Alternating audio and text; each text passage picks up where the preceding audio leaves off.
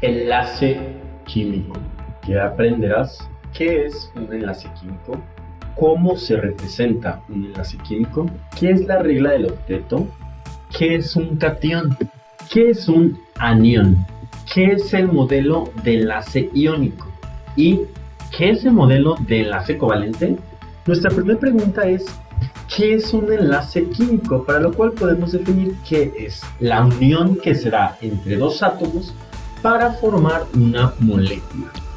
Dicha unión está dada entre dos electrones de valencia, es decir, los que se encuentran en las órbitas más externas de los átomos participantes. Los electrones de valencia se comparten, se pierden o se ganan para ganar estabilidad al completar 8 electrones en el último nivel para obtener estabilidad, como podremos observar más adelante. La representación del enlace químico. Un átomo de un elemento puede unirse a otro o a varios átomos, ya sea del mismo elemento o otro diferente. Para este caso dijimos que la unión de dos o más átomos se conoce con el nombre de molécula. Si esta molécula está conformada por dos átomos, se conoce como diatómica. Si está formada por tres, se conoce como triatómica. Si está formada por 4, se conoce como tetratómica.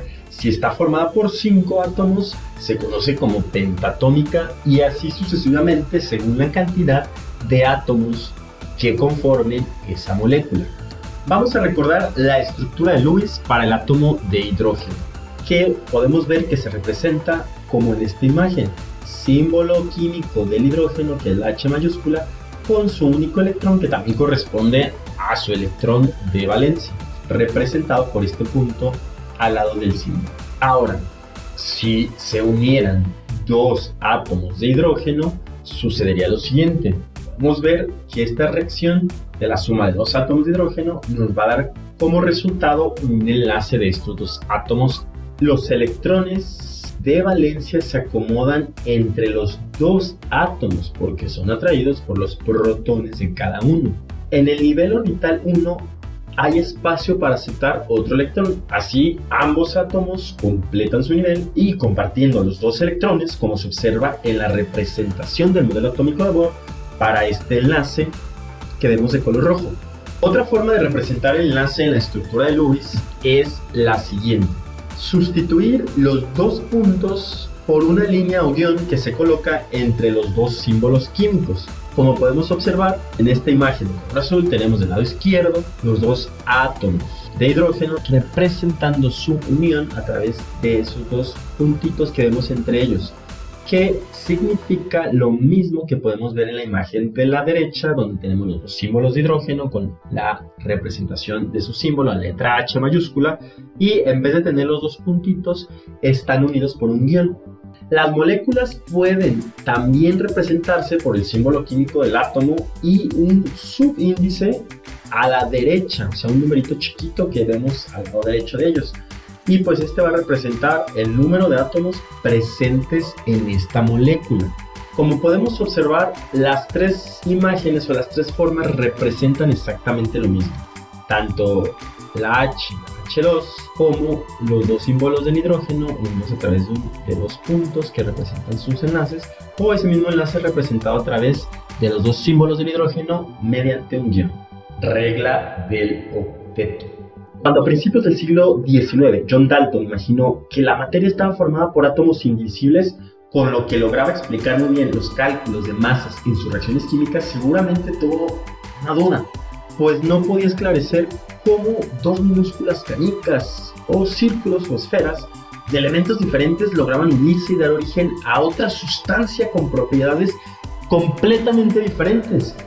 Desde ese momento aparecieron las interpretaciones más raras e inverosímiles, como que los átomos tenían manitas o ganchos en las superficies para que se engarzaran a otros. Inclusive se habló de la existencia de un pegamento especial para unirlos. La respuesta se esperó casi 100 años y apareció de la mano del descubrimiento de J.J. Thomson y sus rayos catódicos, llamados hoy en día electrones.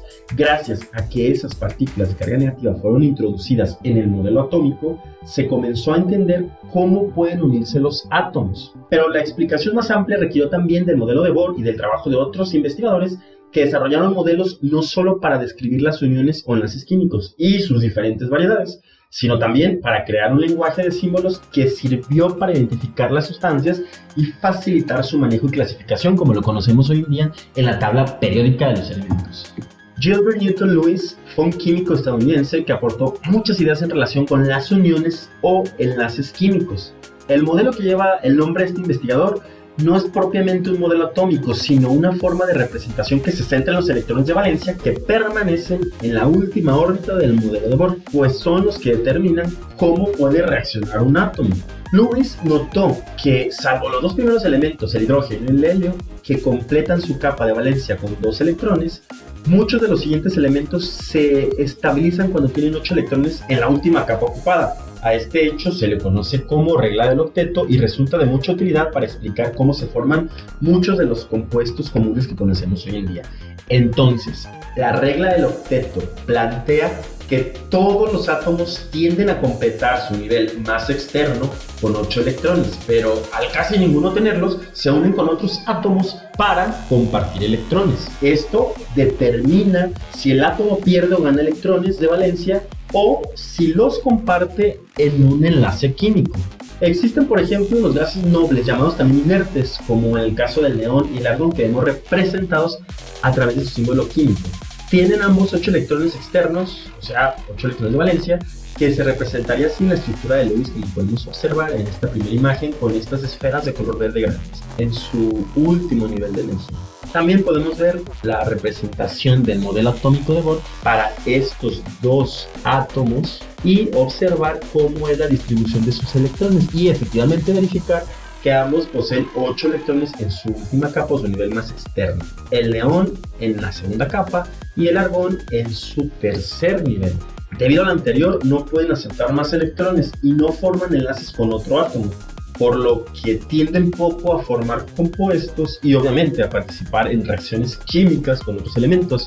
A este tipo de elementos se les conoce como elementos estables. Ahora vamos a ver ejemplos donde los átomos completan su octeto formando enlaces químicos de diferentes maneras, ganando o perdiendo electrones o compartiéndolos. En el primer caso, referente a la pérdida y ganancia de electrones, este fenómeno se presenta cuando en el enlace están involucrados un elemento con muy pocos electrones de valencia y otro que contiene casi los 8, como es el caso de este compuesto cloruro de sodio. El sodio es un metal que se oxida muy fácil y el cloro es un gas venenoso que puede ser muy oxidante. Constituyen elementos que no son estables y si se juntan van a reaccionar de forma rápida y violenta para formar este compuesto llamado cloruro de sodio, que es lo que conocemos como la sal de uso común.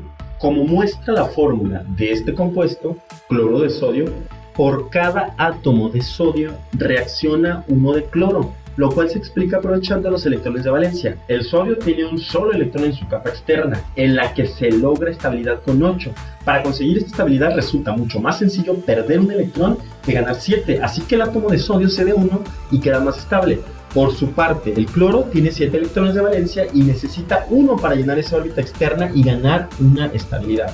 Así es de que puede ser ese electrón el que pierda el sodio y se lo otorgue. Como podemos ver en este ejemplo, tenemos primero la representación de los símbolos de Lewis, el sodio y el cloro con sus respectivos electrones de valencia. A la hora de que se combinan y forman esta reacción, vemos como el electrón del sodio pues pasó a el cloro para darle esa estabilidad. Cuando se pierden o ganan electrones, los átomos dejan de ser neutros, pues quedan con cargas desequilibradas, ya sea positivas o negativas. En este caso el sodio pierde un electrón y queda con carga positiva, puesto que queda con mayor cantidad de protones en su núcleo. Es decir, que va a formar lo que conocemos como un ion positivo o también llamado cation. Mientras que el cloro, al ganarlo, queda con carga negativa y forma un ion negativo conocido también como anión. Las partículas de carga opuesta se atraen, así que estos iones permanecen juntos y además se atraen a otros similares para formar un gran cristal, como podemos ver en esta figura. El cloruro de sodio es un compuesto muy estable y el acomodo de sus iones se refleja en la estructura macroscópica de la sal, que tiene forma de cristales, de forma ya sea cúbica o de prisma rectangular, como todos conocemos. A este tipo de unión química, en la que se forman partículas con cargas diferentes que se atraen, se le llama modelo de enlace iónico. Ahora tenemos el siguiente caso, cuando los electrones se comparten. Bueno, el modelo del enlace iónico no es la única forma de hacer que los átomos puedan alcanzar su estabilidad. Para ejemplificar otro tipo de unión mucho más común, podemos pensar en algunos de los elementos gaseosos que hay en el aire, como lo son el caso del nitrógeno, oxígeno o hidrógeno, inclusive cloro, flor. Todos ellos forman moléculas diatómicas, es decir, que se componen de dos átomos. Con el modelo atómico de Bohr y el modelo de representación de Lewis, podemos encontrar una explicación para este fenómeno. Cuando estos elementos están puros, no tienen cerca otro átomo diferente que les aporte los electrones para completar su última capa, pero para estabilizarse pueden también compartir electrones con un átomo exactamente igual a ellos, o sea, del mismo elemento. Un ejemplo es el hidrógeno. Ya vimos que tiene un solo electrón en su órbita más externa, tiene un solo electrón en general, y en esta órbita caben dos electrones. Puede unirse a otro átomo de hidrógeno y de esta forma ambos comparten sus electrones y simulan que cada uno completa el que le faltaba. A este tipo de unión, que se describió precisamente por Lewis, se le conoce como modelo de enlace covalente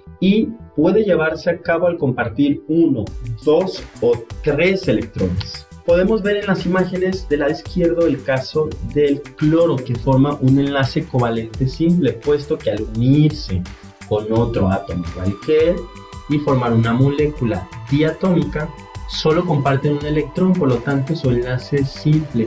Pero para el caso del nitrógeno, que al unirse con otro átomo del mismo, lo hace con un enlace triple covalente, puesto que comparten en total 3 electrones para poder así contener sus 8 electrones necesarios para darle estabilidad a su unión. Y vemos cómo ese enlace triple covalente se representa por estas 3 líneas entre los dos símbolos.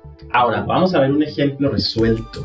El potasio, representado aquí por la letra K, por su símbolo, vemos cómo tiene en esta representación de Lewis, de la estructura de Lewis, tenemos a su electrón de valencia representado por esta esfera de color morado. Luego tenemos el caso del aluminio en color azul, que tiene 3 electrones de valencia. Tenemos el caso del azufre en color verde, que tiene 6 electrones de valencia. El caso también del magnesio, que cuenta con 2 electrones de valencia representados en esta imagen. Y por último el flúor, que contiene 7 electrones de valencia. Si estos elementos reaccionaran y se combinaran entre sí, podríamos observar el caso de estos dos elementos, aluminio y azufre. Como podemos observar en esta imagen con las flechas, cada átomo de aluminio va a perder 3 electrones y por lo tanto va a formar un catión, porque va a quedar con carga positiva. Para el caso del átomo de azufre, va a recibir 2 electrones de cada aluminio y se va a formar por lo tanto un anión, porque va a quedar con carga negativa. El compuesto que se forma de todo esto se llama sulfuro de aluminio y su fórmula es Al2S3. Podemos ver en esta imagen cómo este primer átomo de aluminio, al tener sus 3 electrones de valencia, va a compartirle al primer átomo de azufre 2 de sus electrones. Le va a quedar 1 y ese 1 se lo va a ceder a otro átomo de azufre. Este átomo de azufre, al contener 6 electrones de valencia más el que le proporcionó el aluminio, necesita otro, por lo tanto necesitamos otro átomo de aluminio que le proporcione ese electrón para que así complete su última capa con 8, este azufre. Y por lo tanto este otro átomo de aluminio, que quedó con solo 2 electrones, al compartir su electrón al átomo anterior de azufre, pues va a combinarse con un azufre más para poderle ceder sus 2 electrones restantes y así formar este compuesto.